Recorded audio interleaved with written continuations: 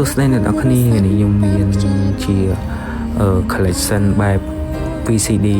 idol ព្រាសវត្តនិង idol កឹមលក្ខណៈហើយ album ហ្នឹងគេ collect 2004អ្នកនរគ្នាហើយខាងក្នុងមាន 2D ហើយគេធ្វើមាន postcard នៅខាងក្រោយខ្នងមាន button ហើយនៅកន្លែង postcard ហ្នឹងគឺមានសញ្ញាពួកគាត់និយាយទៅស្អាតប្លែកខ្ញុំអត់ដែលដឹងទេថាក្រុមហ៊ុននោះមានគាត់ធ្វើអញ្ចឹងពីមុនមក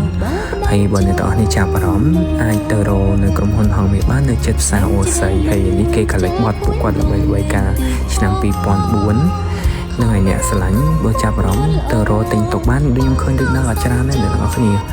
នៅដូចជា 2-3 នេះទៀតទេអស់ហើយអញ្ចឹងមានតែប៉ុណ្្នឹងអរគុណច្រើនបាយបាយ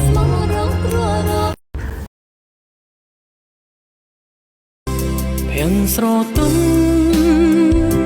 បងគុណមិនចាច់មេសងគ្មានអ្វីឲ្យតសុំរងលីនដានេកខ្មៅស្រិលដូចនៅរស្មីភ្លឺថ្លាបានបាញ់ប្រហាបើដងខ្ញុំអោយខ្ទេញក្នុងលោកីគ្មានអ្វីអាចអោយខ្ញុំត្រូវភ្លេចនឹកឃើញជានិច្ចមិនភ្លេចទេលីនដាលំមអូនយល់ពីដួងចិត្តនៃបងដែលបងប្រាថ្នា